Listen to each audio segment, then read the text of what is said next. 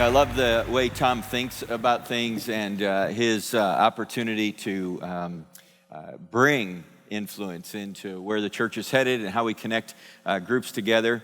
A couple of weeks ago, I was in Orlando speaking for an event, and as I was leaving Orlando going back to Denver, halfway down the runway, the plane the pilot backed off just as we were getting ready to take off. And we hit the brakes, we shuddered to a stop. Everybody on the plane is kind of panicked at this point.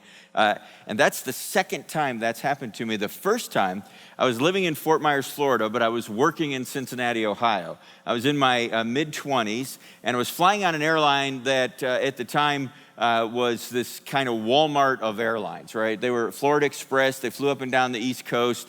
They have long since been out of business. And it was one of those kind of airlines that was so cheap. When you got to the gate, they'd ask, has anyone flown before? If you raised your hand, the pilot would say, good, can you come up and sit by me and go through the checklist? It was a really cheap airline.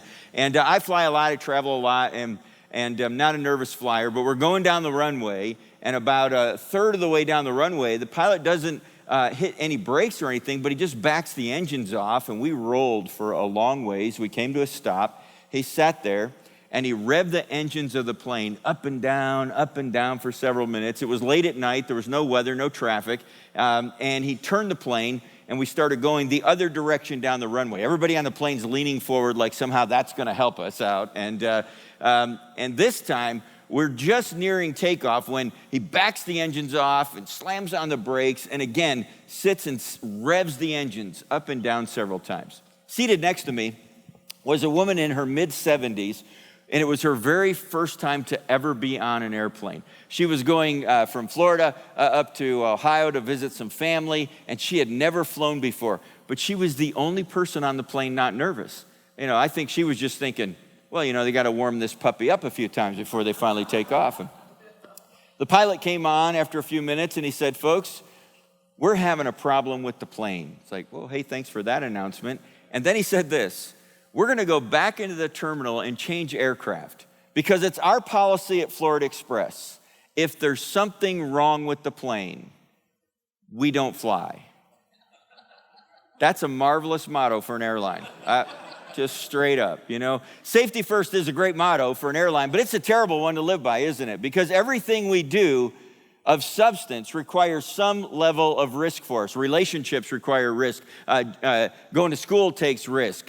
Picking a new venture takes some risk. There's everything you and I are going to do that matters means that we move outside of what we're comfortable with or what we know to be safe, and we step into that which is a bit risky.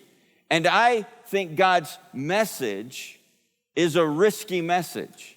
The hope and promise of grace that comes is a risky message. That's why at LifeBridge we say we want to be a safe place for people to hear a dangerous message. I didn't grow up in the church, and so I've always been a little bit skeptical about church, still am in so many ways. And one of those things was, are we doing more than just kind of gathering and kind of doing the holy huddle thing? How is it showing up that we're making a difference? Again, in our place, we say we want to help people discover grace, grow in grace, and then live gracefully. For that to actually show up in our lives, in our communities, in the way that we make a difference. And so for me, over the years, I've always tried to look at what's going on now that we can engage with that would help us.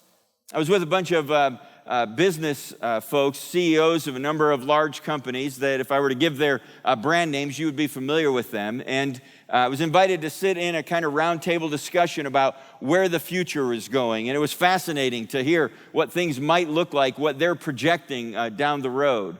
But they started describing business this way, and I was doing what I normally do. I was trying to apply that over into my world, the church. And they said for a long time, business was kind of one-on-one. You had a little mom and shop pottery shop, or you sold goods from your farm, and it was a transactional business that happened from one person to another person, usually almost neighbors or somewhat closely associated inside the confines of a geographic area.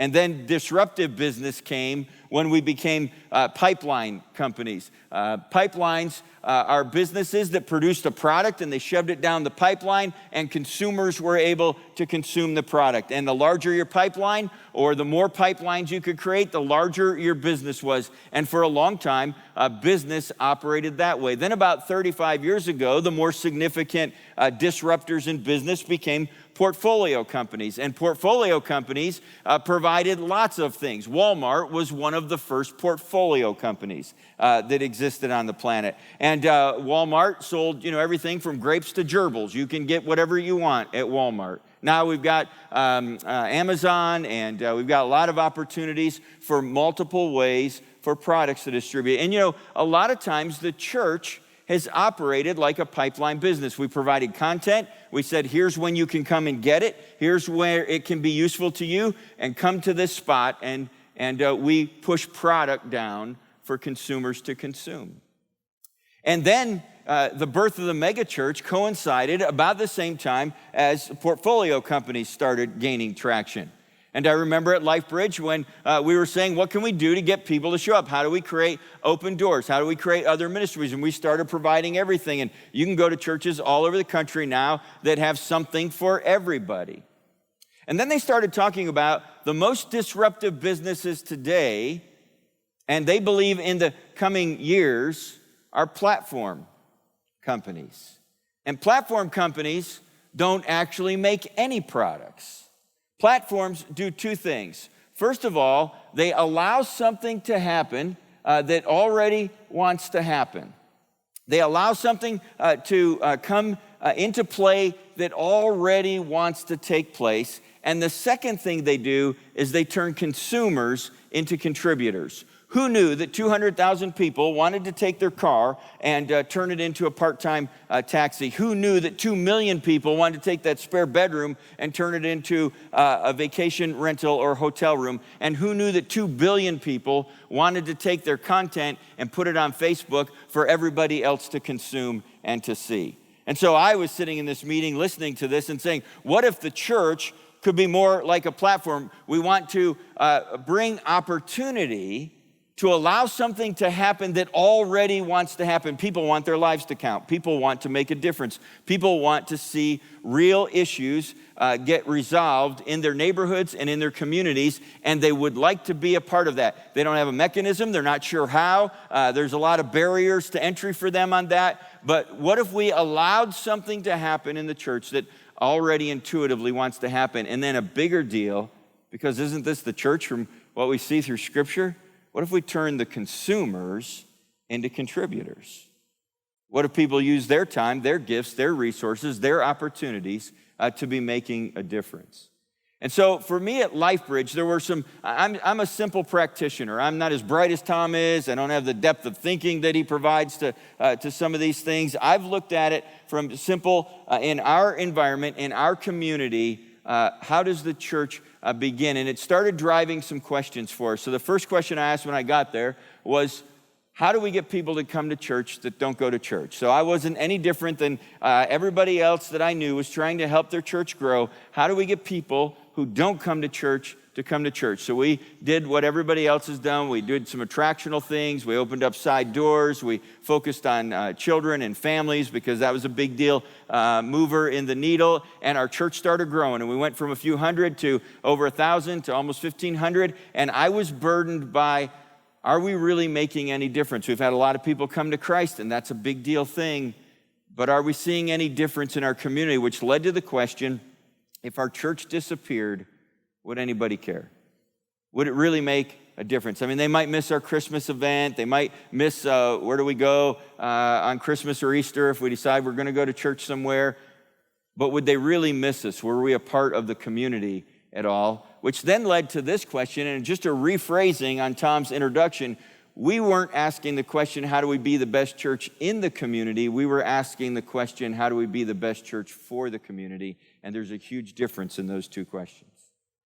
Because to be the best church in the community, we want the best kid stuff, the best student stuff, the best worship. We want the best facility. We want the best preaching. And we were saying, what would it look like if we were the best church for our community? It led us to start asking, what are things we could be doing to get involved in issues going on around our community? And then the question we've been driving us here recently is, what would happen if we got better at the two things that Jesus said mattered most? What would happen if you and I, in our church, if we got better at the two things Jesus said mattered most? And what was that? Matthew 22 tells us, Jesus was asked, what's the greatest commandment? Love the Lord your God with all your heart, soul, mind, and strength, and love your neighbor as yourself. What if we loved God a little better? And what if we loved our neighbors? Actually loved our neighbors. What would that look like if I loved the people who lived around me in my community? What if I wasn't just looking for disenfranchised, but what if I really was trying to love God and love my neighbor? And it's really led to this whole kind of personal initiative for us to live gracefully in our community. One of the things that I think becomes a challenge for us in discovering how we can do this, we went out and we started asking schools and social agencies and other places, what can we do to help you? And what is it you need? What is it that there's a challenge that maybe we could come alongside? And I live near Boulder, Colorado, and there is not a whole lot of interest in anything Christian, but we found ways to start beginning to partners. My line is we raked a lot of leaves for a long time before we started getting invited to the table for real solutions. But one of our issues in partnering is this, that we end up not looking past as a church where we get engaged. So we know Micah 6:8, what does God require of you, O man, but to walk humbly, love mercy, and do justice. And we've been good at the walk humbly. We want to help people connect with God. We want them to have a relationship with Christ. I think that matters. And I think churches have a lot innovative and intentional ways that we do that. But we also get involved in mercy stuff, don't we? If there's a crisis, every church I know has some kind of food pantry or way they help out in a crisis or provide some resources. But what if we were to begin to work more towards justice? What if we were actually to move upstream and get engaged in where some of the real problems are? And how do we bring solutions? So we're not just bringing help, which is still needed. People need help. There are people, even here in this community, as upscale as it looks as we drive in, there are people who have issues around finances or food or clothing or transportation, and we ought to be providing those kinds of ways as entry help.